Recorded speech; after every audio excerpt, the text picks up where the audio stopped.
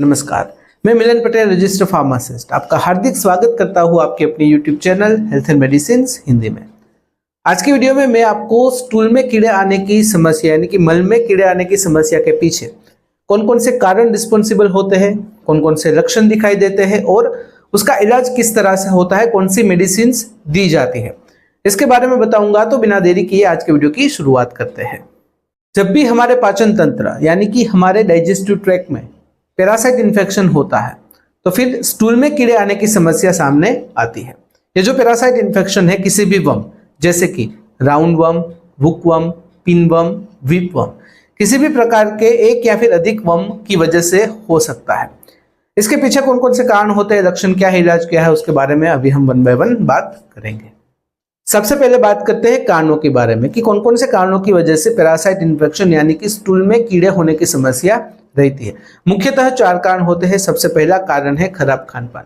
आप कंटामिनेटेड खाना खा लेते हो, कंटामिनेटेड पानी पी लेते हो, यानी कि अशुद्ध खाना, अशुद्ध पानी। आप कोई ऐसी जगह पर खाना खाते हो जहां प्रॉपर हाइजीन का ध्यान नहीं रखा गया है, ना ही वहां पर प्रॉपर सैनिटेशन की सुविधा है, प्रॉपर सैनिटेशन का ध्यान भी नहीं रखा है। आप अगर नॉन वेजिटेरियन हो, आप बाहर से मांस मच्छी घर पर लाते हो, उसे अच्छे से पकाते नहीं हो, तो ऐसे में भी प्रॉब्लम होती है। अगर आप वेजिटेरियन हो, बाहर से आप सब्जी वगैरह लाते हो, उसमें कीड़े पड़ गए हैं, आपके ध्यान में नहीं रहा, आपने प्रॉपर्ली उसे साफ नहीं किया, तो फिर भी प्रॉब्लम हो सकती है। आप कोई ऐसे इलाके में रहते हो जहां पर पानी अशुद्ध आता है, ऐसे में आप फिल्टर का प्रयोग नहीं करते हो, ना ही आप पानी को उबाल कर पीते हो, तो ऐसे में पैरासाइट इन्फेक्शन होने का खतरा काफी ज्यादा बढ़ जाता है। दूसरा कारण है हाइजीन और सैनिटेशन का ध्यान ना रखना। आप जब भी बाहर से आते हो, आप अपने हाथ पैर नहीं धोते हो, आप ऐसे ही डायरेक्टली अपने घर में घुस जाते हो, किचन में घुस जाते हो, रूम में घुस जाते हो। आप अपने घर पर सैनिटेशन का ध्यान नहीं रखते हो, मतलब कि आप अपने बाथरूम वगैरह को साफ नहीं रखते हो, अपने बेड को साफ नहीं रखते हो, अपने कमरे को साफ नहीं रखते हो। जब भी खाना खाने बैठते हो, आप अपने हाथ को वॉश नहीं करते हो, समय समय पर आप अपने हाथ को सैनिटाइज नहीं करते हो, तो ऐसे केसेस में पैरासाइट इन्फेक्शन होने का खतरा काफी बढ़ जाता है। नंबर 3 है संक्रमित जमीन पर नंगे पैर चलना। देखिए, वैसे तो जो बड़े बड़े शहर होते हैं, सिटीज होती है, वहां पर अब इतनी जमीन रही नहीं है कि आप उस संक्रमित जमीन पर चले फिर आपको पैरासाइट इन्फेक्शन हो। ये जो कारण है वो खास करके गांव, छोटे कस्बे, तहसील इत्यादि में रहने वाले लोगों को ज्यादा प्रभावित करता है कि जमीन खुदी हुई है या फिर किसी भी कारणवश जमीन संक्रमित हुई है। वहां पर अगर आप नंगे पैर चलते हो, जब भी आप घर पर आते हो, तो आप अपने हाथ पैर नहीं धोते हो, ऐसे ही अपने घर पर घुस जाते हो, रसोई में चले जाते हो, रूम में चले जाते हो, तो ऐसे में जो पैरासाइट इन्फेक्शन होने का खतरा है वो काफी बढ़ जाता है। क्योंकि जो भी जमीन में पैरासाइट होते हैं, ऐसे चांसेस है कि आपके शरीर पर चिपक जाए, आप जब घर पर आए तो वहां से पैरासाइट आपके घर पर भी आ जाए। आप अगर बिना हाथ धोए खाना खाने बैठ जाते हो, तो ऐसे में आपके पेट के अंदर भी पैरासाइट्स चले जाते हैं, तो फिर पैरासाइट इन्फेक्शन होने का खतरा काफी बढ़ जाता है।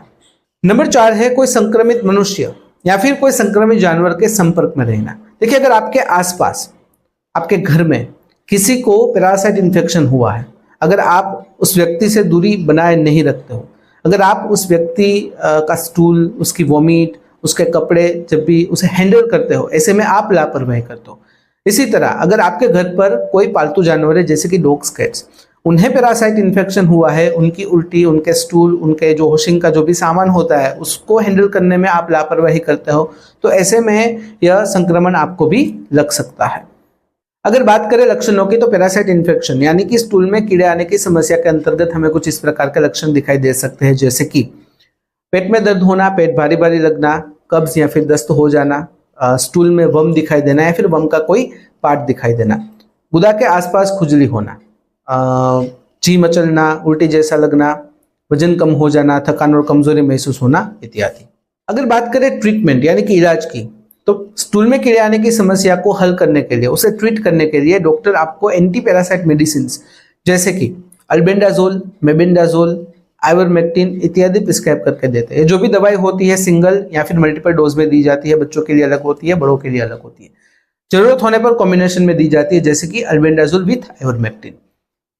उसके अलावा जो मालन्यूट्रिशन की परेशानी होती है पैरासाइट इन्फेक्शन के अंतर्गत, कम पोषण मिलने की जो समस्या होती है, उसे दूर करने के लिए डाइट इस प्रकार से डिजाइन की जाती है कि कम खुराक में आपको अच्छी मात्रा में पोषक तत्व मिल पाए, ताकि आपको पोषण भी अच्छा मिले और आपके पेट पर, आपके डाइजेस्टिव ट्रैक पर उसका स्ट्रेस भी ना हो। ट्रीटमेंट के दौरान, ट्रीटमेंट के बाद फॉलोअप लेना काफ़ी ज़रूरी है, ताकि पता चल पाए कि जो भी दवाई डॉक्टर ने दी है उसकी असर किस प्रकार से हो रही है, कोई साइड इफेक्ट, कोई एडवर्स इफेक्ट है कि नहीं, जो पैरासाइट इन्फेक्शन है वो कितनी हद तक सोल्व हो गया है, कितना बाकी है। तो इस प्रकार से फॉलोअप लेना भी काफ़ी ज़रूरी होता है।